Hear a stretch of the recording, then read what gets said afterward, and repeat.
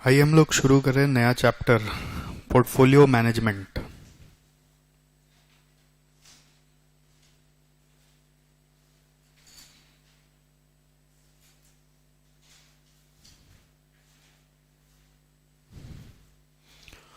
अभी आपका जो वॉल्यूम शुरू हो रहा है ना, इसमें सिर्फ 3 ही चैप्टर है। पोर्टफोलियो, शॉर्ट में बोले तो फॉरेक्स और डेरिवेटिव्स। अब ये तीनों चैप्टर का वेटेज इतना ज़्यादा एग्जाम में कि हो सकता है कि 50% से 60% पेपर इसी 3 चैप्टर से आएगा। 50 से 60% पेपर। और कभी कभी ऐसा होता है कि पोर्टफोलियो इन सब में एक ऐसा चैप्टर है जिससे अकेला से 40 नंबर का आ जाता है। यस, पोर्टफोलियो से इतना वेटेज एग्जाम हमेशा पूछ लेता है। बहुत बार हुआ है कि 40 नंबर का पोर्टफोलियो से ही आ गया। और वर्स्ट सिनेरियो में अगर मैं बोलूं तो 20-25 तो आना ही आना है। 20 से 25 मार्क का तो इससे क्वेश्चंस आना ही आना है। अगर आप ये 3 चैप्टर अच्छे से सीख जाते हैं, पोर्टफोलियो, फॉरेक्स, डेरिवेटिव्स, तो एसएफएम आपको आता है। और ऐसा आता है कि आप सीधा जॉब इंटरव्यू में जाके बैठ जाइए, फाइनेंस डिपार्टमेंट में आपका काम हो जाएगा। ऐसा भी हो सकता है। मतलब इतना ज़्यादा एप्लीकेशन है। अगर आपको थोड़ा बहुत स्टॉक मार्केट में इंटरेस्ट है तो आप एप्लीकेशन करना सीख जाएंगे। थोड़ा बहुत इंटरेस्ट अगर, तो जैसे वॉल्यूम 1 में मैंने एक चैप्टर पढ़ाया ही था, सिक्योरिटी एनालिसिस, आपको काफ़ी कुछ उसमें स्टॉक मार्केट दिखाया। अब उसका और एक्सटेंडेड एप्लीकेशन अगर सीखना है तो वो यहाँ से शुरू हो जाता है। मतलब स्टूडेंट्स लोग एक्चुअली शुरू कर देते हैं पैसे लगाना, जिनके पास थोड़ा इंटरेस्ट होता है या थोड़ा साइड मनी होता है, वो ट्राई करने लग जाते हैं। और यहाँ से एक अलग ही स्ट्रीम, अलग थॉट प्रोसेस शुरू हो जाता है। सो बहुत अच्छे से सीखिएगा। बहुत इंटरेस्टिंग पढ़ाई है आपका यहाँ पे। एग्जाम के लिए भी बहुत इंपॉर्टेंट, रियल वर्ल्ड के लिए भी बहुत इंपॉर्टेंट। Portfolio management. जैसे ये पढ़ाई किसके काम का है, पहले ये समझते हैं। Who needs it. आप लोग मेरे साथ म्यूचुअल फंड पढ़े थे, याद है? म्यूचुअल फंड वाले हम लोगों से रुपए लेके क्या करते हैं? पोर्टफोलियो बनाते हैं। क्या करते हैं? पोर्टफोलियो ही बनाते हैं। तो कैसे बुद्धि चलाते होंगे पोर्टफोलियो बनाने के लिए? किस तरह से कौन सा कंपनी का शेयर्स सिलेक्ट करके, अलग अलग वैरायटी का शेयर्स को सिलेक्ट करके कैसे वो पोर्टफोलियो बनाया जाता है, उस पोर्टफोलियो को बनाने के पीछे उनका बैकएंड में ऑब्जेक्टिव क्या होता है, वो सब आपको इस चैप्टर में मिलेगा। अच्छा, जरूरी नहीं है कि सिर्फ म्यूचुअल फंड वाले इसको यूज करते हैं। अब ऐसा भी हो सकता है, कोई मान लीजिए बैंक है, फॉर इंस्टेंस, बैंक के पास तो सरप्लस बहुत फंड रहता ही है, पब्लिक का रुपया। तो उस रुपया को वो कितना वैरायटी में डिस्ट्रीब्यूट करे। ऐसा नहीं कि वो रुपया को सारा का सारा लोन में ही बांटेगा। ऐसा करने से तो रिस्क बहुत ज्यादा हो जाएगा। वो लोन जो लेके गए वो भाग गए, डिफॉल्ट कर गए, तो पब्लिक का रुपया गया, बैंक सरेंडर। तो वो लोग भी डिफरेंट डिफरेंट वैरायटीज में डिस्ट्रीब्यूट करते हैं, तो वो भी अपना पोर्टफोलियो बनाते हैं। बैंक्स बना रहा है, म्यूचुअल फंड्स बना रहा है। और ऐसे ही बहुत सारे फाइनेंशियल इंस्टीट्यूशंस होते हैं जो एक तरह से बहुत बड़े बड़े फाइनेंस ऑर्गेनाइजेशन है, जो बड़ी कॉरपोरेट्स को बड़े अमाउंट से फंडिंग करते हैं। और एज वेल एज वो जरूरत पड़ने पे बैंकों को भी फंडिंग कर देते हैं। तो वैसे फाइनेंशियल इंस्टीट्यूशंस का सोर्स जो होता है वो बड़े बड़े कॉरपोरेट्स का सरप्लस फंड होता है उनके पास, या फिर दूसरे दूसरे कंट्री के कोई बहुत बड़े बड़े नेटवर्थ वाले लोग हैं जिनका सरप्लस फंड है, तो वो लोग होते हैं। तो इनके पास बड़ा कॉर्पस आता है फाइनेंशियल इंस्टीट्यूशंस के पास, तो वो बड़े लेवल पे उसको इन्वेस्ट करने का सोचते हैं। एक और, जैसे कुछ कंपनियां होती है या कुछ ऐसे इंडिविजुअल्स होते हैं जो अपना बिजनेस, मतलब इन्वेस्टमेंट को ही अपना बिजनेस बताते हैं। बिजनेस क्या चीज का करते हैं? हम तो इन्वेस्टमेंट का बिजनेस करते हैं। अब इन्वेस्टमेंट का बिजनेस करते हैं तो खुद का अमाउंट इन्वेस्ट करते हैं कि आप दूसरों का अमाउंट लेके इन्वेस्ट करते हैं? तो जैसे एक चार्टर्ड अकाउंटेंट, कई बार ऐसा देखा गया है कि ऐसा प्रोफेशनल सर्विस वो दे रहा होता है अपने क्लाइंट को, कि किसी क्लाइंट है, उसके पास अमाउंट है, चंक बड़ा अमाउंट है। अब उसको उतना टाइम नहीं मिलता कि वो उसको कहाँ कहाँ इन्वेस्ट करे, तो चार्टर्ड अकाउंटेंट अपना ये पोर्टफोलियो मैनेजमेंट के स्किल्स से उसके लिए पोर्टफोलियो बना के देते हैं, और उस पोर्टफोलियो पे जो रिटर्न आता है वो रिटर्न में कुछ परसेंटेज रख भी सकता है वेरिएबल सिस्टम में, या फिर एक फिक्स लमसम फीस चार्ज करके जो रिटर्न आएगा वो आपका, जो लॉस आएगा वो आपका, आपको विश्वास करना पड़ेगा। ऐसा भी सिस्टम होता है। सो किनको ये पढ़ाई काम आती है वो मैंने आपको बताया, जैसे कि म्यूचुअल फंड्स को काम आती है, बैंक्स को काम आती है,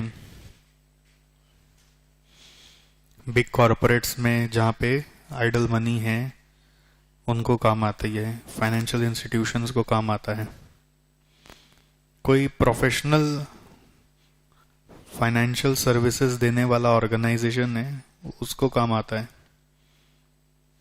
फाइनेंशियल सर्विसेज कंपनीज हैं जो प्रोफेशनल फाइनेंशियल सर्विसेज कंपनीज हैं जो अपने क्लाइंट के लिए पोर्टफोलियो बनाने का काम करती हैं। ठीक। और अगर आप भी कमा लो तो आप एक इंडिविजुअल अपने लेवल पर भी अपना पोर्टफोलियो बना सकते हैं। ठीक। अब इसको पढ़ने के लिए सबसे पहले ये डिस्कस करना जरूरी है कि पोर्टफोलियो क्या है। What is a portfolio? What is a portfolio?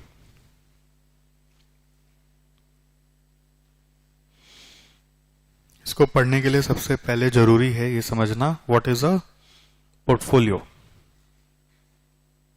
Fine. Portfolio is a diversified investment into different kinds of securities.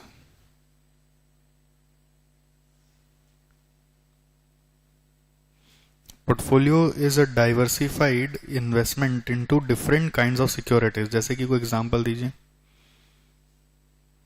Different kinds of securities माने equity shares,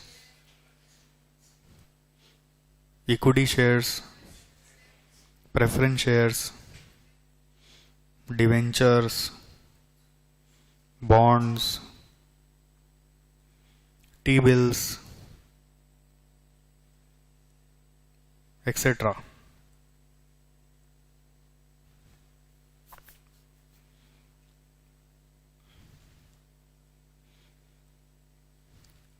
of different stream of companies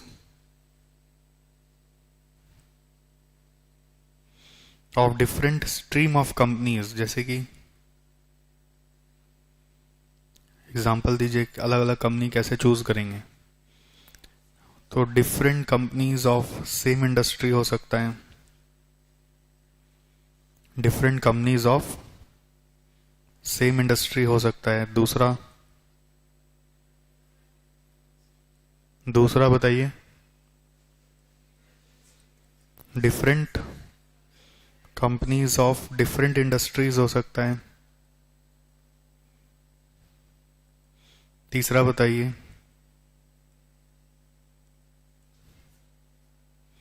different companies of different economies हो सकता है। Different economies माने countries, अलग अलग देश का। Different companies of different economies या डिफरेंट कंट्रीज हो सकता है। इन जनरल सब डिफरेंट कंट्रीज में नहीं जाते हैं, but different companies of same industry में जरूर जाते हैं, different companies of different industry में जरूर जाते हैं। बहुत बड़ा कोई इन्वेस्टर होगा तो वो डिफरेंट कंट्री में भी जाने का कोशिश करेगा। पोर्टफोलियो में also include different asset class, जैसे कि एक तो सिक्योरिटीज हो गया, और क्या क्या हो सकता है? कमोडिटीज में भी इन्वेस्टमेंट होता है, पता है क्या? अब कमोडिटीज में इन्वेस्टमेंट डीमैट फॉर्म में भी होता है, ये बताया था आपको पहले। डीमटेरियलाइज फॉर्म में भी होता है या फिर फिजिकल लेकर भी आप स्टॉक कर सकते हो, जैसे कि गोल्ड फॉर एग्जांपल, कमोडिटीज का एग्जांपल हो गया गोल्ड। करेंसी में भी इन्वेस्टमेंट हो सकता है, रियल एस्टेट में भी इन्वेस्टमेंट हो सकता है।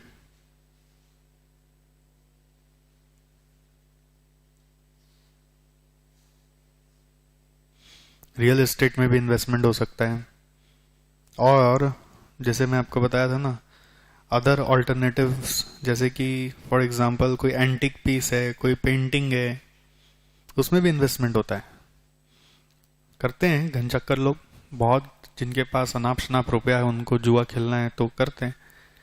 कोई पेंटिंग खरीद के रख लेंगे, उस वो बोलते हैं वो भी मेरा एक इन्वेस्टमेंट है।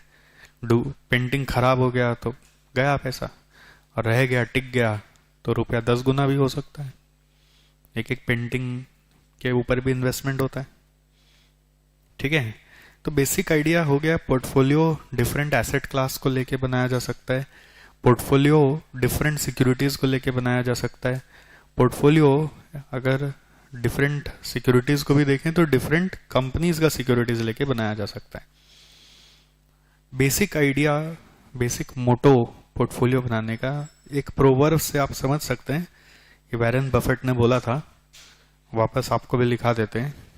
Never put all your eggs in one basket. क्यों ऐसा बोलते हैं भाई?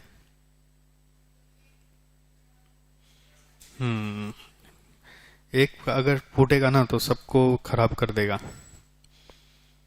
और एक साथ रहेगा तो भिड़ के ही टूट जाएगा। तो आइडिया ये है कि सबको अलग अलग बास्केट में डाइवर्ट करो। ऑल योर एग्स का मतलब यहाँ पे हो रहा है कि ऑल योर मनी, आपका जितना रुपया है आप एक जगह किसी कंपनी में मत लगाएं, आप हमेशा उसको अलग अलग जगह डाइवर्सिफाई करें। बस इसी एम से पोर्टफोलियो मैनेजमेंट की पढ़ाई की जाती है। चलिए आइए number 2, point number 2, what is portfolio management. अब पोर्टफोलियो मैनेजमेंट क्या चीज है? पोर्टफोलियो मैनेजमेंट क्या चीज है? It is application of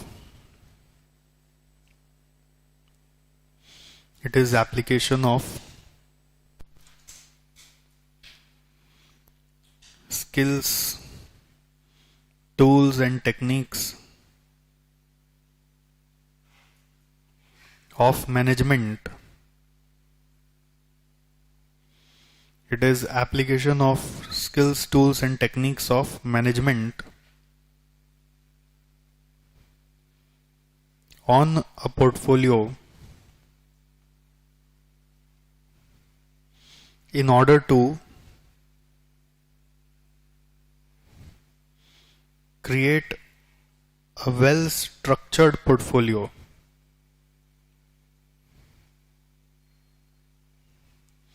In order to create a well structured portfolio that meets or exceeds the need of the investors.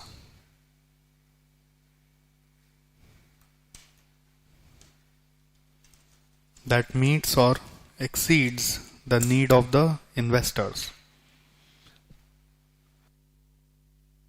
जो investor है उनका जरूरत पूरा हो या उससे ज्यादा उसको मिल जाए, ऐसा कोई पोर्टफोलियो बना के दिखाइए। अब ये नीड माने क्या है, इसके लिए बात कर रहे हैं। Point number 3, objectives of portfolio management.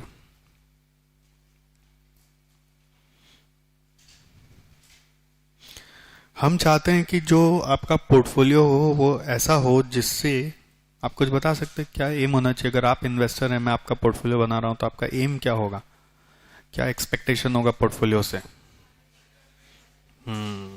क्या होना चाहिए? Maximization of returns. और क्या एम होना चाहिए? Minimization of risk. Very good. आप चाहेंगे मेरा रिस्क भी मिनिमाइज्ड हो, मिनिमाइजेशन ऑफ रिस्क और और very good, regularity of income भी होना चाहिए, जिसको मैं बोलूंगा रेगुलरिटी ऑफ इनकम, या आप ऐसे बोल सकते हैं stability of returns, stability of returns, very nice point. और क्या चीज का ध्यान रखना होगा? क्या उम्मीद करोगे आपका पोर्टफोलियो से? आप पोर्टफोलियो में जो सिक्योरिटीज है उसका मार्केटेबिलिटी होना चाहिए। मार्केटेबिलिटी ऑफ सिक्योरिटीज, इसका क्या मतलब हुआ? हाँ, ट्रेडेबिलिटी होना चाहिए, मतलब easy to buy and sell. ऐसा कुछ लेके नहीं रख लेना जो बिक नहीं रहा हो, जो बेचने में बाद में दिक्कत हो। Easy to buy and sell. पांचवा, पोर्टफोलियो में लिक्विडिटी होना चाहिए, मतलब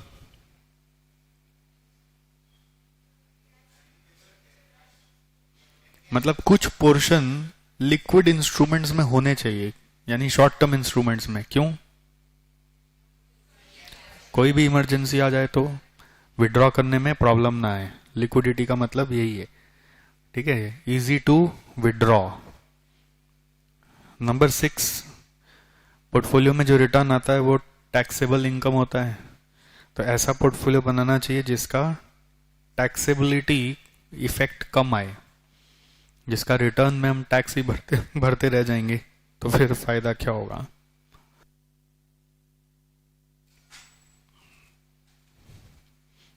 okay, so these are broad objectives. हमारा जो पढ़ाई है वो क्या लगता है आपको किस पे काम करता होगा? सब पे तो काम नहीं कर पाएंगे हम लोग अपने पढ़ाई में, बट सबसे इंपॉर्टेंट किस पे काम करेंगे हम लोग? हम लोग सबसे इंपॉर्टेंट काम करते हैं इस पे। देखो, रिटर्न मैक्सिमाइज करने का कोई पढ़ाई नहीं है ऐसा। रिटर्न मैक्सिमाइज करने का पढ़ाई आ जाता तो दुनिया वाले सभी की काम के पीछे लग सकते थे, है ना। रिटर्न ज्यादा होगा तो रिस्क तो ऑब्वियसली साथ साथ आएगा ही ना। तो हम लोग का मेन आइडिया रहता है कि हम रिस्क कम लें, और दूसरा ज्यादा रिटर्न नहीं, ज्यादा रिटर्न नहीं चाहिए, स्टेबिलिटी ऑफ रिटर्न चाहिए। जिंदगी ऐसे ही कट जाएगी। मैक्सिमाइज करने जाएंगे तो रिस्क आएगा ही पीछे पीछे। इससे अच्छा कम रिस्क लें और इनकम रेगुलर रहे। करेक्ट, बस यही हमारा मेन मोटो होता है, और हमारा जो भी पढ़ाई है उसका फोकस पॉइंट 2 और 3 पे सबसे ज्यादा है, ठीक है। तो विद दिस मैं आपको बताऊं अब चैप्टर का लर्निंग स्कोप क्या है, मतलब हमारा जो चैप्टर बनाया गया है वो कितना डायमेंशन में आपको पढ़ना है। Learning scope of the chapter, इसमें सबसे पहला, फर्स्ट हम लोग पढ़ेंगे modern traditional portfolio theory. Traditional portfolio theory. दूसरा हम पढ़ेंगे मॉडर्न पोर्टफोलियो थ्योरी।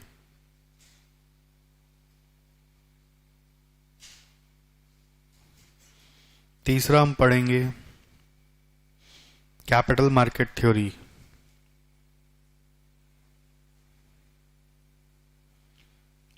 चौथा हम पढ़ेंगे arbitrage pricing theory.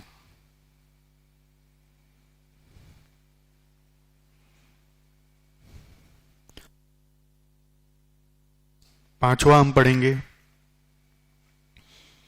Portfolio rebalancing theory.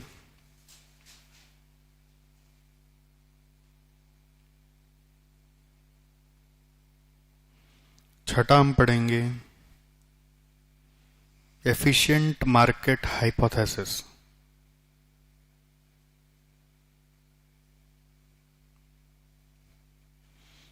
Sir क्या है ये सब, क्या है?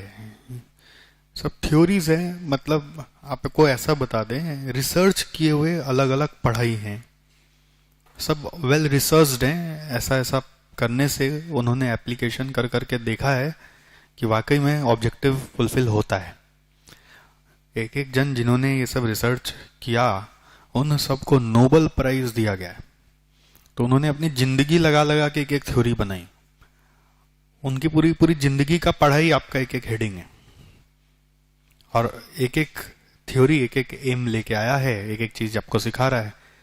और कहीं पे भी ऐसा मत समझना कि एक थ्योरी के बाद जब दूसरा पढ़ रहे हैं तो पहला वाला वाइड हो गया, ऐसा नहीं। हर थ्योरी ने पुराने सारे थ्योरी को ड्यू रिस्पेक्ट दिया है, उसी को इम्प्रोवाइज किया है कि वो उस समय में सोचा गया था, ठीक, अब नए जमाने में ऐसे सोचो, फिर उसके बाद वाले जमाने में और ऐसे सोचो। वो थ्योरी एक्सटेंड होता चला जा रहा है।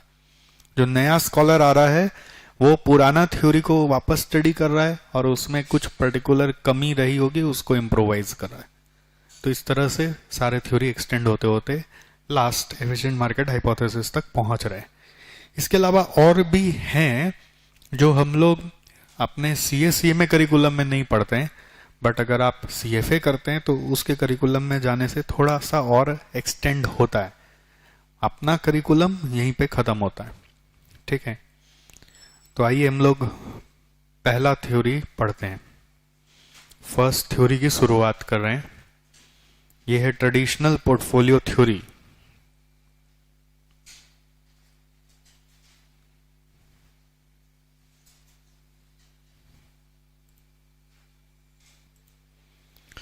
ये ट्रेडिशनल पोर्टफोलियो थ्योरी में सच मेरा पढ़ाने का कुछ खास है नहीं, एकदम सिंपल सा बात बोल रहा है कि पोर्टफोलियो बनाते वक्त आप इधर उधर के सारे पब्लिकली अवेलेबल इंफॉर्मेशन से अपडेटेड रह के पोर्टफोलियो बनाइए। जितने पब्लिकली अवेलेबल इंफॉर्मेशन है उससे अपडेटेड रहकर पोर्टफोलियो बनाइए। ट्रेडिशनल मतलब ये बोलना चाह रहे हैं कि ये वाला थ्योरी बहुत सालों से चल रहा है और आज भी चल रहा है, आज वॉइड हो गया ऐसा नहीं है। अगर आपको भी आज पोर्टफोलियो बनाना पड़े और आप ये सब जो साइंटिफिक पढ़ाई मैं आपको कराऊंगा वो सब नहीं किए होंगे तो कैसे बनाएंगे?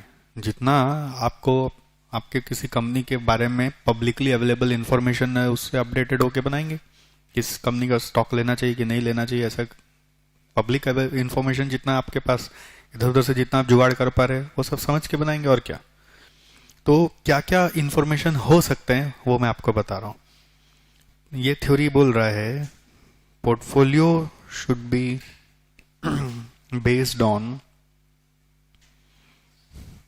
portfolio should be based on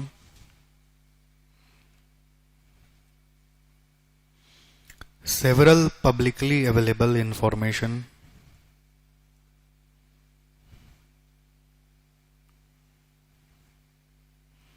such as number 1, जैसे कोई न्यूज आर्टिकल आया,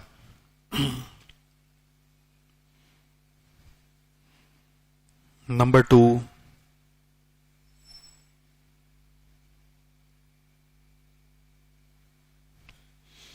फाइनेंशियल स्टेटमेंट्स आपने पढ़ा, number 3, promoters profile and share holding आपने पढ़ा,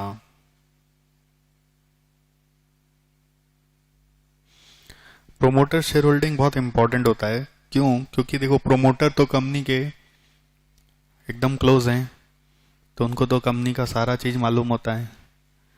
तो अगर कुछ भी बुरा होने वाला होगा तो प्रोमोटर तो अपना जान पहले बचाएगा, है कि नहीं? वो तो भागेगा पहले ही, अपना शेयर्स बेचेगा। कुछ भी अच्छा होने वाला होगा तो पहले अपना शेयर्स खरीदेगा। तो कुछ इन्वेस्टर ऐसे होते हैं जो कंपनी के प्रोमोटर प्रोफाइल को स्टडी करते रहते हैं कि प्रोमोटर लोग कितना शेयर खरीदा, अभी अचानक से कैसे खरीद लिया, कुछ तो बात है। हो सकता है उसका एक्चुअल न्यूज 2 महीना बाद आए, ऐसा हो सकता है, ये वो तो एकदम क्लोजली कनेक्टेड है ना। तो कभी भी शेयर्स खरीद रहा है अचानक से तो आपको डाउट आ जाना चाहिए, प्रोमोटर शेयर्स क्यों खरीदा, कुछ तो बात है। तो पता चलेगा ठीक 1-2 महीना बाद एक कंपनी के बारे में न्यूज आया है। प्रोमोटर तो पहले से आगाह रहता है, अलर्टेड रहता है, तो उसको तो सब चीज मालूम होता है, राइट। 4th, management profile.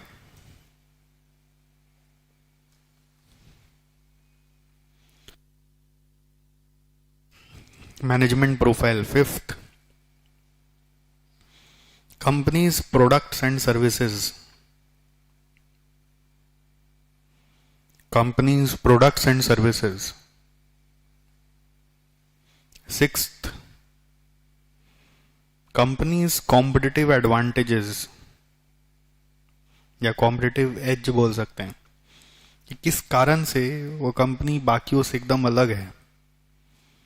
क्या कोई इसमें बेसिकली बोलना चाह रहे कोई एक्सक्लूसिविटी है क्या कंपनी का, क्या कंपनी का कोई एक्सक्लूसिविटी है। सेवेंथ, उस कंपनी के स्टॉक का इंट्रिंसिक वैल्यू क्या है, जिसको आप बोलते हो fair price. Fair price basically in short अगर मैं बोलूं तो सारे जो पॉइंट्स थे वो हम लोग सिक्योरिटी एनालिसिस चैप्टर में फंडामेंटल एनालिसिस बोल के पढ़े थे आपके साथ। तो बेसिकली यहाँ पे क्या कर रहे हैं आप, फंडामेंटल एनालिसिस कर रहे हैं और फिर पोर्टफोलियो बना रहे हैं। फंडामेंटल एनालिसिस कर रहे हैं और पोर्टफोलियो बना रहे हैं। अब इसमें और भी पॉइंट्स जोड़े जा सकते हैं, जैसे एक्सपर्ट ओपिनियन, एक्सपर्ट्स क्या बोल रहे हैं।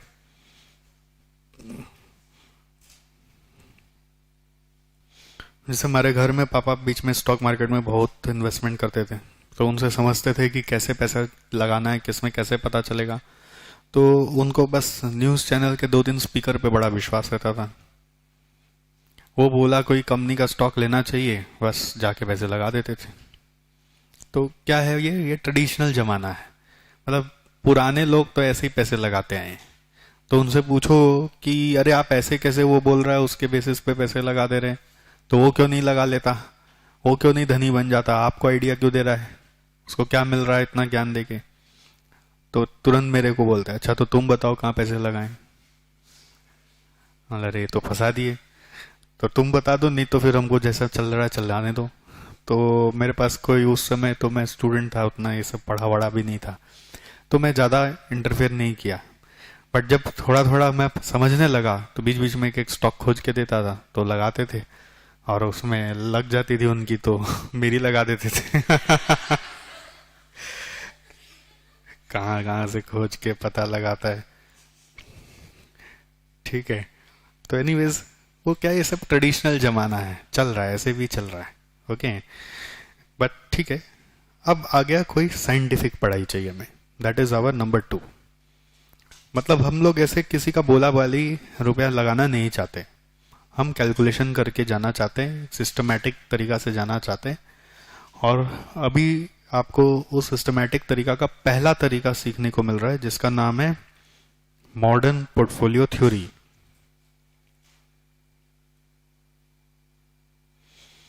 इसको खोजा था मिस्टर मार्कोविट्ज ने, तो इसका नाम है मार्कोविट्ज model.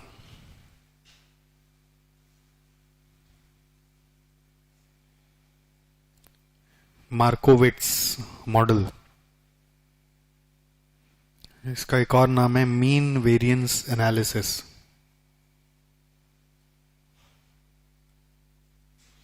Mean variance analysis.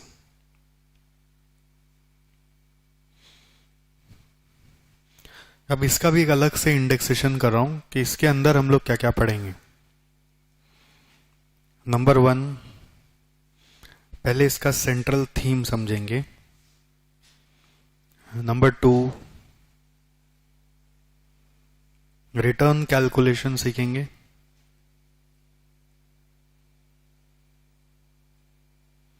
Return calculations, जिसके अंदर नंबर ए सिक्योरिटी रिटर्न आएगा,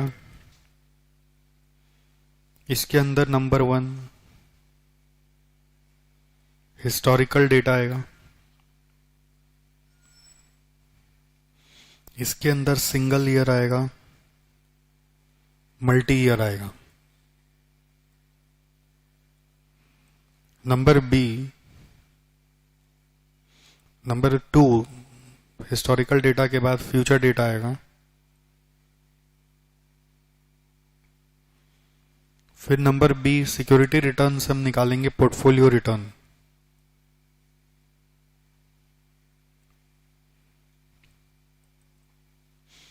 सिक्योरिटी रिटर्न से हम निकालेंगे पोर्टफोलियो रिटर्न।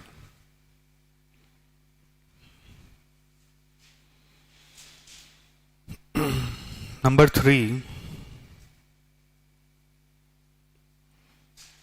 risk calculation.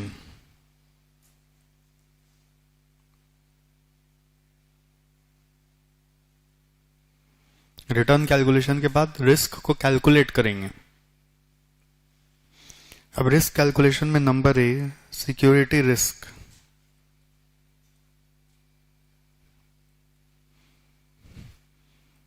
जिसमें number 1 single security, number 2 pair of securities,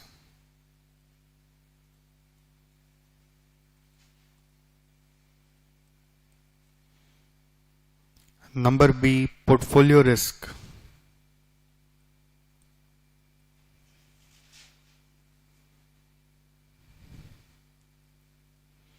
portfolio risk में नंबर 1 टू सिक्योरिटी पोर्टफोलियो,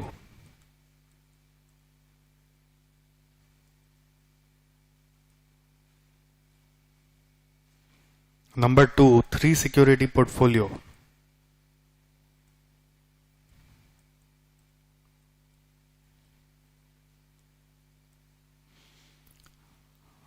three security portfolio, number 3 importance of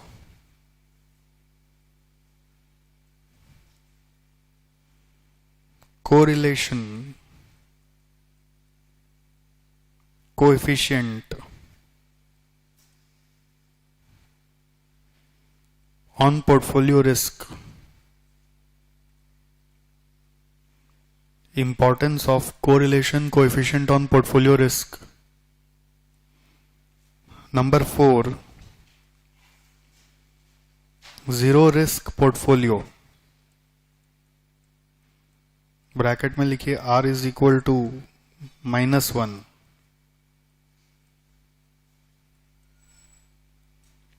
minimum risk portfolio, bracket में लिखिए R is less than 1,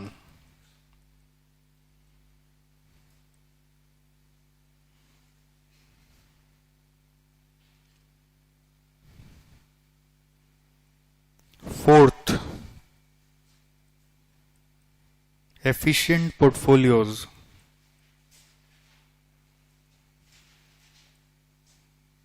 efficient portfolios, fifth assumptions and criticisms,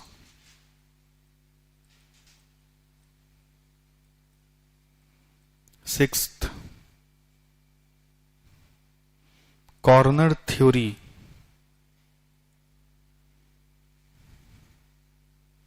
for efficient portfolios,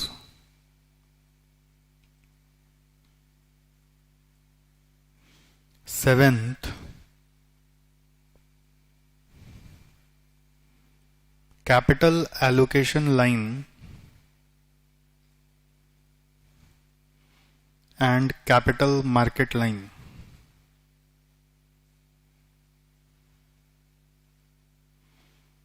capital allocation line and capital market line.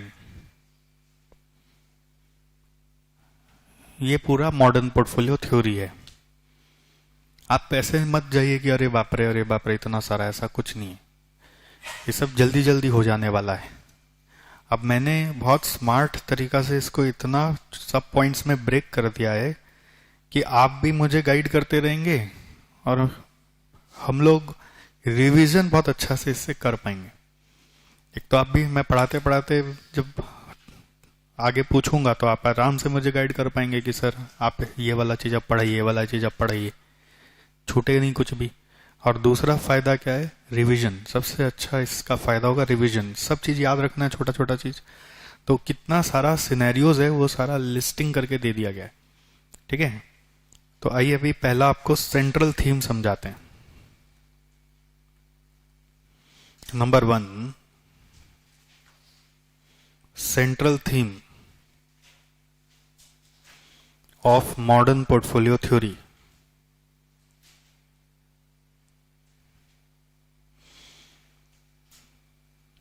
Modern portfolio theory का central theme.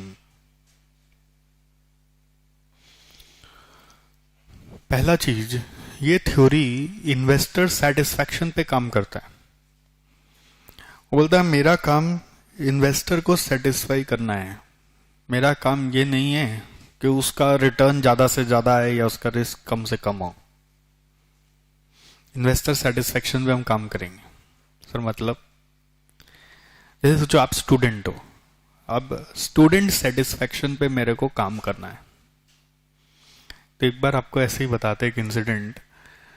हमारे एक teacher से मैं interview कर रहा था उनका कि मैं उनके साथ आगे पढ़ाना है कि नहीं पढ़ाना है।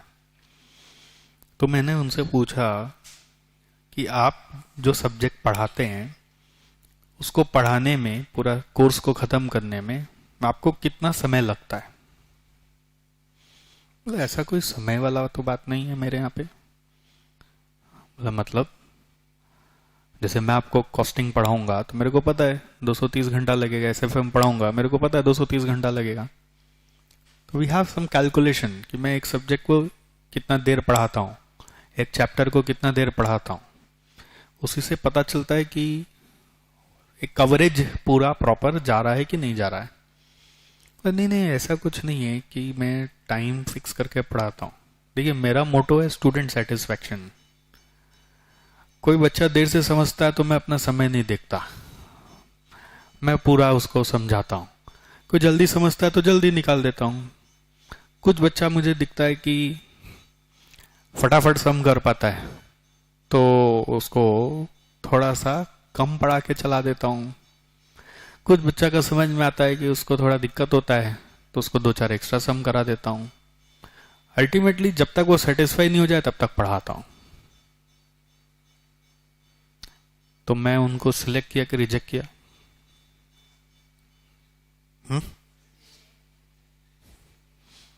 मैंने तो रिजेक्ट कर दिया। क्यों?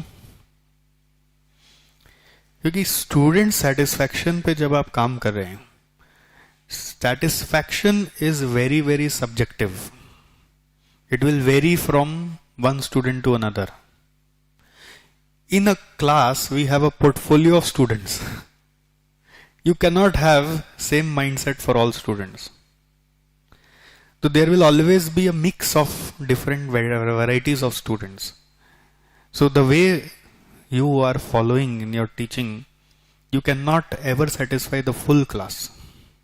Some students will voluntarily drop out, or some students will get bored because you yourself don't know how much to teach. तो मैं आपको बताया स्टूडेंट सेटिस्फैक्शन पे काम करने का तरीका ऐसा नहीं। हमारा मानना है कि एक स्टैंडर्ड कवरेज आना ही चाहिए। एनीवेज, मैं ऐसी सेटिस्फैक्शन का मतलब समझा रहा था, आउट ऑफ टॉपिक गया। वापस एमपीटी में आता हूं। एमपीटी बोल रहा है कि first of all we will work on investor satisfaction, जिसको चैलेंज किया गया बाद में डेफिनेटली कि इन्वेस्टर सेटिस्फैक्शन कैसे आप ला सकते हो।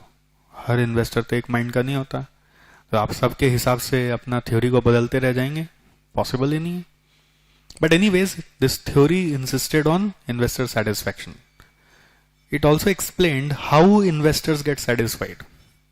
जैसे इन्वेस्टर का सेटिस्फैक्शन के लिए माइंडसेट बता रहे हैं यहाँ पे कि एक इन्वेस्टर हमेशा अपना रिटर्न और रिस्क दोनों जानता है और वो अपना सेटिस्फैक्शन लाने के लिए हमेशा अपना रिटर्न और रिस्क को कंपेयर करेगा दूसरे इन्वेस्टर से. समझ गए? तो अगर मान लीजिए मेरा यहां पे 15% रिटर्न आया, मेरा यहां पे रिस्क 5% है, वहीं दूसरा इन्वेस्टर है उसका भी रिटर्न 15% आया लेकिन उसका रिस्क 8% है, तो मैं ज्यादा सेटिस्फाइड हूं.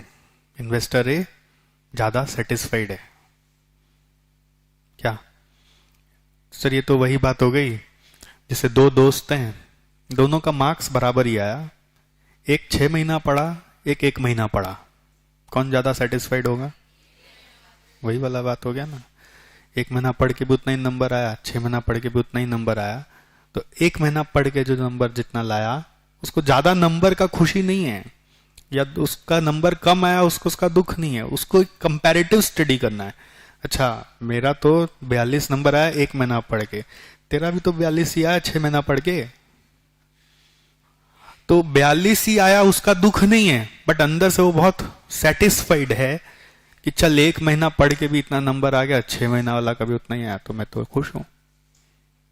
तो इन्वेस्टर सेटिस्फेक्शन भी इसी तरीके का है, ठीक है।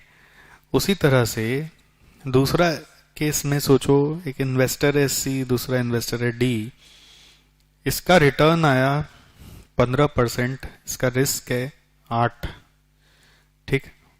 वहीं दूसरा इन्वेस्टर का भी रिस्क तो 8 ही है, बट रिटर्न आया 20%। कौन ज्यादा सेटिस्फाइड होगा? हाँ, डी ज्यादा सेटिस्फाइड होगा। मतलब सेटिस्फैक्शन समझने के लिए उसको अपना रिस्क रिटर्न को कंपेयर करना पड़ेगा दूसरा का रिस्क रिटर्न से। अगर उसको रिटर्न सेम मिला है कंपैरेटिवली, तो रिस्क कम होने से वो ज्यादा सेटिस्फाइड है, ठीक है। अगर रिस्क सेम मिला है तो रिटर्न ज्यादा होने से वो ज्यादा सेटिस्फाइड है। और एक केस देखो कि इन्वेस्टर डी है और इन्वेस्टर ई है। एक इन्वेस्टर डी है और से ए है, ये डेटा को ले लेते हैं। इसका रिटर्न आया 20%, बट रिस्क आया है 8, और इसका है 15 और इसका है 5। अब बोलो कौन ज्यादा सेटिस्फाइड होगा, ए होगा कि डी होगा? यहां पे दोनों ही अपने दुनिया में खुश हैं। क्यों बोलो?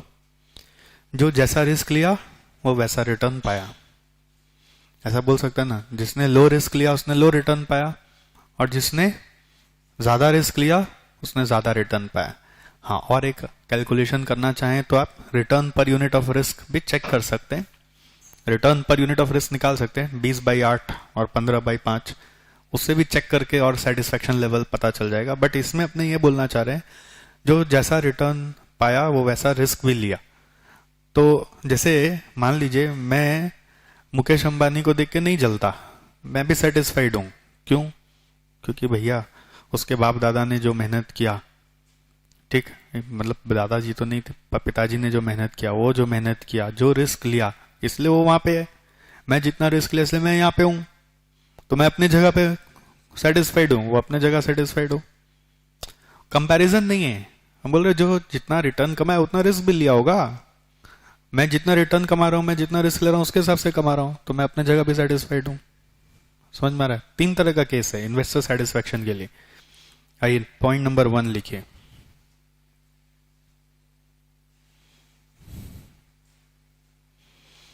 Point number 1,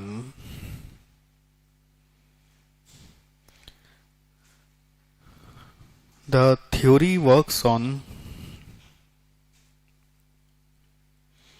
maximizing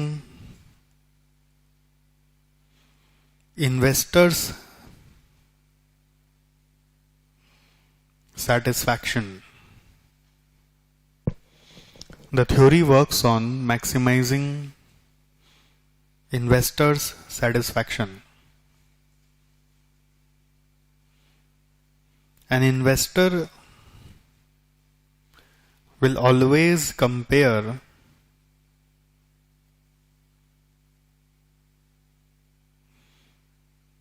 its return with other investor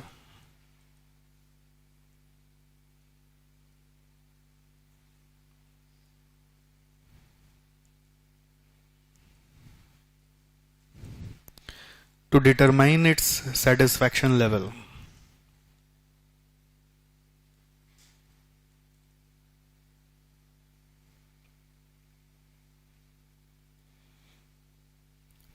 For next para करके, for same returns, low risk yields more satisfaction, yields higher satisfaction.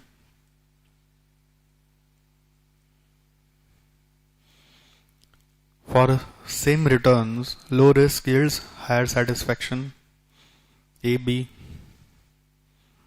return 10%, 10%, risk 3%, 5%. So therefore A is more satisfied.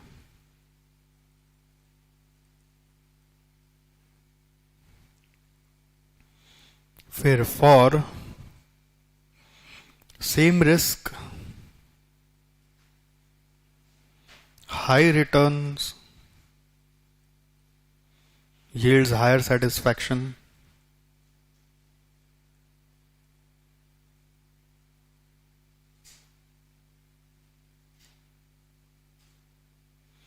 Example है A B.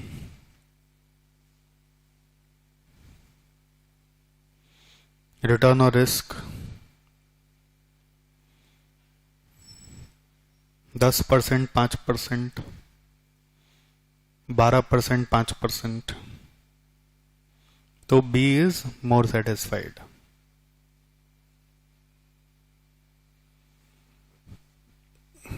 B is more satisfied. मतलब यहां तक ये लोग गए पढ़ाई करते करते सेटिस्फैक्शन का एक स्कोर निकालने के पीछे पड़े. एक फॉर्मूला बनाया जिससे सेटिस्फैक्शन स्कोर निकल सकता है, उसको भी मेजर कर दिया. सेटिस्फैक्शन ऐसा चीज है जो नॉन मेजरेबल है, बट उसको भी मेजर कर दिया, एक स्कोर निकाल दिया. बट वो स्कोर का पढ़ाई हमारे कोर्स में नहीं है. स्कोर भी निकालने का एक तरीका बना दिया कि इस तरह से स्कोर निकाल दो और जिसका स्कोर सबसे ज्यादा वही पोर्टफोलियो सेलेक्ट करो. और एक for different risk and return,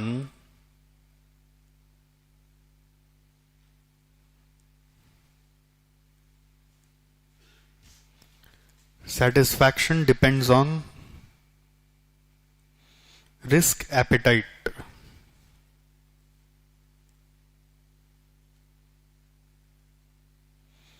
of the investor.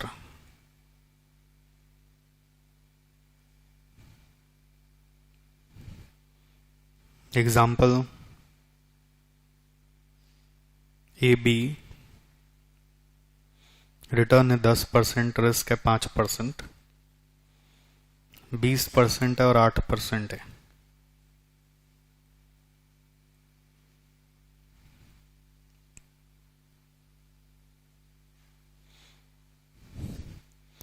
तो यहां पे सेटिस्फैक्शन डिपेंड्स ऑन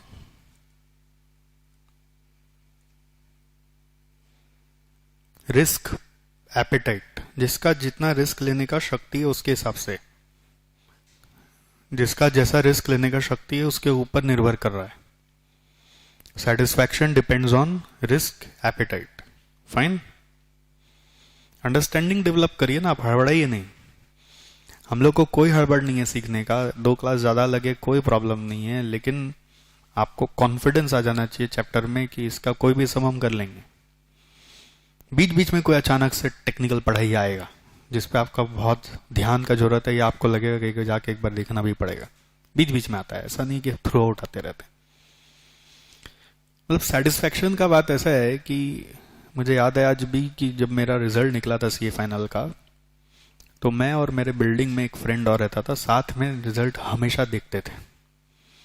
और वो हमेशा पहले मेरा ही रिजल्ट दिखवाता था मेरे को. मेरे पास कंप्यूटर और इंटरनेट था नहीं, उसके घर में था, तो उसके घर में जाना पड़ता था और फिर अपना रिजल्ट मेरे से ही दिखवाता था और आंख बंद करके बोलता था तू देख. तो मैं हमेशा अपना ही देखता, तो पहले अपना देखा तो मेरा 800 में 456 नंबर आया, 456. 4 मार्क्स से रैंक छूट गया था, मतलब 460 से रैंक चालू हुआ था. Anyways, but I was very happy कि मैं सीए बन गया. 400 पास मार्क है ना, तो 456 आई रियली फेल्ट कि एक्स्ट्रा तो आया कम से कम, एनपीवी पॉजिटिव तो हुआ. मतलब ये नहीं होना चाहिए था कि जस्ट 400 पे पास हुआ, बस इसी का ही मेरे को खाली हेडेक था. फिर बाद में उसका रिजल्ट देखा गया, तो उसके रिजल्ट में रैंक था. अरे बधाई हो भाई, बहुत ही बढ़िया. और वो शुरुआत से ही रैंक था, फाउंडेशन में भी रैंक था, इंटर में भी था, तो फाइनल में एक्सपेक्टेड भी था. बहुत मेहनत करता था. समझ में आ रहा है सेटिस्फेक्शन। तो उसका मार्क्स ज्यादा आया, उसको लेके कोई मेरे को गम ही नहीं। क्यों? क्योंकि वो साल भर तक तो अपने रूम से बाहर नहीं निकला होगा। एक साल तक एक टर्म भी ड्रॉप करके वो मेरे साथ एग्जाम दिया। मेरा एक टर्म पहले उसका सीए बनने का बात था, वो ड्रॉप कर दिया कि मेरा प्रिपरेशन कंप्लीट नहीं है, फिर मेरे साथ ही एग्जाम दिया उसने। अब रैंक आया तो मेरे से 20-25 नंबर ज्यादा आया। ठीक, बहुत अच्छा, मैं बहुत खुश हूं। तू जितना पढ़ा उसके हिसाब से तेरा नंबर आया। मैं जितना पढ़ा, तूने सारा ट्यूशन लिया, मैं तो एक भी ट्यूशन भी नहीं लिया था फाइनल में। तुम ही लोग से थोड़ा थोड़ा थोड़ा ज्ञान लेके पढ़ा, उससे भी मेरा 456 आ गया। I was very happy. मैं तो 7वें आसमान पे, 3rd फ्लोर में उसका घर, 1st फ्लोर में मेरा घर। झूमते झूमते नीचे आ रहे हैं, सीढ़ी मतलब जम कर करके उतारे, 4-4 सीढ़ी, धूम धूम, फिर जम। इतना एक्साइटमेंट। नीचे आके मम्मी को बताया तो मम्मी बोली ठीक है। अब ठीक है तो पहले वो पूछे उसका कितना है, मतलब वो भी पास हो गया। ऐसे ही बोला, वो भी पास हो गया। पास हुआ, उसका तो रैंक होगा। हाँ हाँ, उसका रैंक भी है। बस अब तो डिमोटिवेशन हो गया उनके लिए। तो मतलब सेटिस्फेक्शन उनको कैसे आता है और हमको कैसे आता है, वो अलग अलग चीज है ना। तो ठीक है, थोड़ा और मन लगा के पढ़ा होता, टाइम पे उठ जाता, रोज सुबह उठाते थे, ये करते थे, तुम सुनता तो था नहीं, खाली तुम लोग को तो लास्ट में पढ़ना है, पहले से पढ़ा होता उसके साथ बैठ के तो तुम्हारा कुछ हो जाता। इनको खुशी नहीं अंदर में। मैं एक मैसेज बना रहा हूँ सबको, वो एसएमएस करूँ, व्हाट्सएप तो नहीं था, एसएमएस बना के सबको करूँ, खुशी मेरे अंदर अलग है। फिर पापा कलकत्ता में नहीं थे, उनको फोन किया, पापा सीए बन गए, कितना नंबर आया? ऐसे 456 आया, कितना में पास होता है? उनको उतना आइडिया नहीं, 400 में पास होता है। रैंक कितना आया? पापा रैंक नहीं आया। सन्नाटा। तो ऐसा हो सकता है क्या कि तुम अपना मार्कशीट एक्सेप्ट ना करो, सरेंडर कर दो, अगला बार फिर एग्जाम दो, फिर रैंक लाओ? अब मैं बोला कि नहीं नहीं पापा, ऐसा कोई नियम नहीं है। वो लोग का सिस्टम क्लियर है, एक बार पास करने के बाद वापस नहीं लेते। निकाल दिया निकल जाओ, वापस नहीं लेते। तुम सच बोल रहा है कि झूठ बोल रहा है? मन से बोल रहा है? रुको हम आते हैं कलकत्ता, हम फिर पता लगा के बताएंगे। बोला ठीक है आप आइए। बट आने के बाद वो क्या होता है ना, उनका भी तो अंदर में एक्साइटमेंट रहता है कि मेरा बेटा हो गया, मेरा बेटा का हो गया। वो भी 50 लोग को बोल आए होंगे। आने के बाद वो भी प्रेशर नहीं दिए, नहीं तो मतलब सेटिस्फेक्शन कैसे आएगा आदमी का, वो बताएगा। तो satisfaction is such a subjective thing. Pass होने का भी मान लीजिए इधर वो नहीं है कि चलो पास हुआ, उधर वही राजा बाबू का एक मूवी आता था, कादर खान गोविंदा। खाली रास्ता चलते पता चल गया कि वो पास हो गया है तो वो पूरा गांव को लड्डू बांट देते थे। इतना सेटिस्फेक्शन, खाली पास हो गया बोल के, है ना, पूरा गांव को लड्डू बांट देंगे। और हम लोग के यहाँ पे रैंक आए नहीं तब तक कोई बात ही नहीं। चलिए, तो सेंट्रल थीम नंबर 1 हुआ है। Number 2,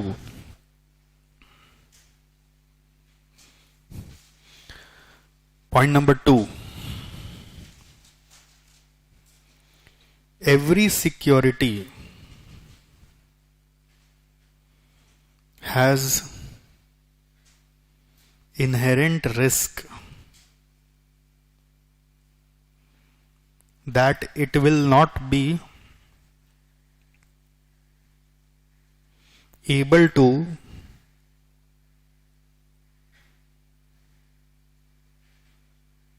meet its expected return.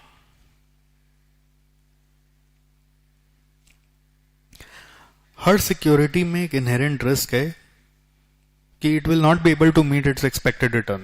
Security का जो एक्सपेक्टेड रिटर्न है वो मीट नहीं कर पा रहा है। उस इनहेरेंट रिस्क का नाम है standard deviation. Such inherent risk is called as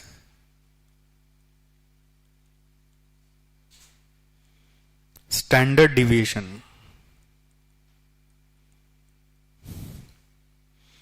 such inherent risk is called as standard deviation. अब एक सिक्योरिटी है, उससे आप 15% रिटर्न उम्मीद करें क्योंकि वो पास्ट में वैसा रिटर्न्स दिया है, बट कुछ जरूरी है क्या वो हमेशा ही 15 देगा ही देगा?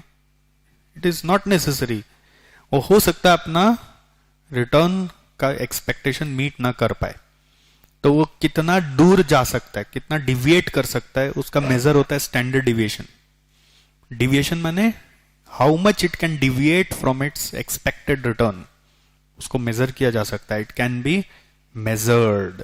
सबसे इंपॉर्टेंट चीज है कि उसको मेजर किया जा सकता है, and it can be measured. ये मॉडल हिट क्यों हुआ, ये थ्योरी जो आपको पढ़ा रहे हो उसका नाम इतना क्यों फैला? क्योंकि ये ऐसे चीज का कैलकुलेशन बताया जो दुनिया में पहले लोगों को लगता था कि मेजर कैसे होगा। जैसे सेटिस्फैक्शन का मेजरमेंट स्कोर निकाल दिया तो बहुत बड़ा चीज था, बट उसके अलावा जैसे एक सिक्योरिटी अपना ही एक्सपेक्टेड रिटर्न को शो अप नहीं कर पाएगा, तो उसको कैसे मेजर करे? उसका मेजरमेंट का नाम रखा स्टैंडर्ड डिविएशन, और उससे पता चल जाएगा कि वो सिक्योरिटी अपना एक्सपेक्टेड रिटर्न से कितना दूर जा सकता है। Third,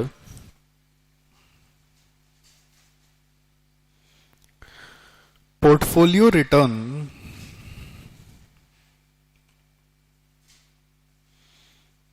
is always the weighted average return is always the weighted average return. Portfolio return is always the weighted average return of securities. Portfolio return is always the weighted average return of securities in it. But portfolio risk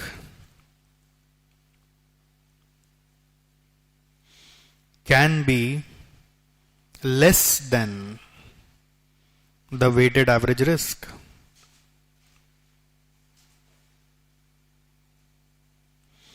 ये एक interesting बात है। अगर मेरे पास portfolio में 4 रकम का security है, 4 वैरायटीज है सिक्योरिटी का, तो चारों का वेटेड एवरेज कर रहा हूं तो मेरा पोर्टफोलियो का रिटर्न आना चाहिए। तो ऐसा लगता है कि वैसा ही रिस्क भी होना चाहिए। बट इंटरेस्टिंग बात यह है कि रिस्क आपस में जुड़ते हैं ना, जब जैसे रिटर्न आपस में जब जुड़ रहे हैं, वेटेड एवरेज हो रहे हैं, तो रिटर्न उतना ही रहता है। बट रिस्क जब आपस में जुड़ रहे हैं तो रिस्क ओवरऑल में कम हो जा रहा है। ठीक है, जैसे आपने बोलते हैं ना, तुम्हारा दुख तुम्हारा दुख तुम्हारा दुख तुम्हारा दुख सब एक साथ बताओ, चारों को कंबाइन करो, देखना ओवरऑल में दुख कम लगेगा। ठीक है, वैसे रिस्क रिस्क रिस्क रिस्क जब जुड़ेगा एक जगह आएगा तो पता चलेगा रिस्क कम हो गया। लेकिन रिटर्न रिटर्न रिटर्न रिटर्न जब सब जगह जुड़ेगा तो रिटर्न उतना का उतना ही है। तो इससे एक हिंट मिल रहा है कि आप अपना रिटर्न को सेम रख के रिस्क कम कर सकते हैं। आपको याद है मैं 2 पॉइंट पे स्टार लगाया था। हम लोग को स्टेबिलिटी ऑफ रिटर्न चाहिए और रिस्क को मिनिमम करना है, ये हमारा मेन एम है। रिटर्न को स्टेबल रखा जा सकता है और रिस्क को कम किया जा सकता है। बस वही ये पॉइंट बता रहा है कि portfolio return weighted average return है हमेशा, लेकिन portfolio risk weighted average risk से कम हो सकता है। अब ये कैसे होगा वही तो यहां पे प्रूव करेंगे हम लोग आगे जाके। Fourth,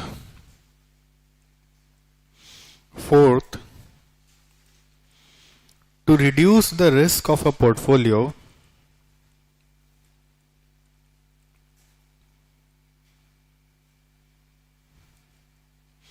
to reduce the risk of a portfolio,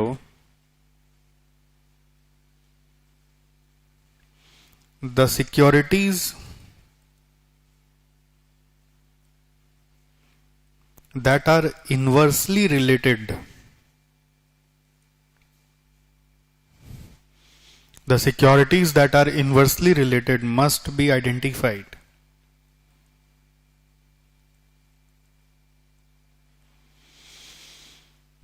The securities that are inversely related must be identified.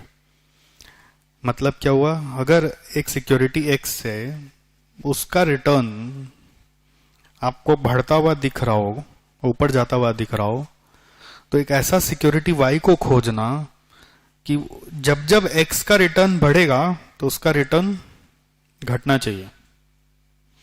Inversely related security का मतलब यही है,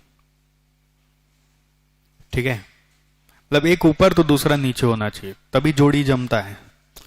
जैसे मान लो एक मियाँ बीवी का पटरी तब खाएगा जब एक ठंडा है दूसरा गर्म है, समझ गए, अपोजिट होना चाहिए। दोनों फट से गर्म हो जाता है तो बस, दोनों ठंडा ही रहता है तो भी नहीं चलेगा। एक गर्म एक ठंडा सबसे बढ़िया कॉम्बिनेशन है, ऑपोजिट का कॉम्बिनेशन चाहिए अपने को। एक ऊपर तो दूसरा नीचे, एक नीचे तो दूसरा ऊपर। ऐसा होने से क्या होता है, देखो पोर्टफोलियो पे इम्पैक्ट क्या होता है। जैसे ये मान लीजिए ग्राफ में विजुअलाइजेशन क्रिएट कर रहे हैं, इधर रिटर्न है इधर रिस्क है। अब मानिए एक सिक्योरिटी ए है, सिक्योरिटी एक्स है, जो कभी ऊपर जाता है तो कभी नीचे आता है, कभी ऊपर जाता है रिटर्न उसका तो कभी नीचे आता है, कभी ऊपर जाता है कभी नीचे आता है। सेम तो नहीं चल सकता ना, कोई भी सिक्योरिटी ऊपर नीचे चलता है। मूवमेंट हमेशा स्टॉक मार्केट में ऊपर नीचे ही होता है, ठीक है, क्योंकि प्राइस सेम कभी भी किसी भी स्टॉक का हर रोज इक्वल नहीं होता। ऐसा नहीं होता कि नीचे से ऊपर ही जाता है, वो ऊपर आता है नीचे आता है फिर ऊपर आता है नीचे आता है, ऐसा वेव में वो मूव करता है। ये सिक्योरिटी एक्स है। अब सिक्योरिटी वाई एक ऐसा सिक्योरिटी होना चाहिए कि जब जब एक्स ऊपर है तब तब वाई नीचे है। तो वाई आपका ऐसा सिक्योरिटी है जो एक्स के ऑपोजिट डायरेक्शन में जा रहा है। तो एक्स ऊपर है तो वाई नीचे है, वाई एक्स नीचे है तो वाई अब ऊपर चला जाता है। फिर जब एक्स ऊपर जाएगा तो वाई नीचे आ जाएगा, एंड सो ऑन करते करते इस तरह से सिक्योरिटी वाई का ग्राफ है।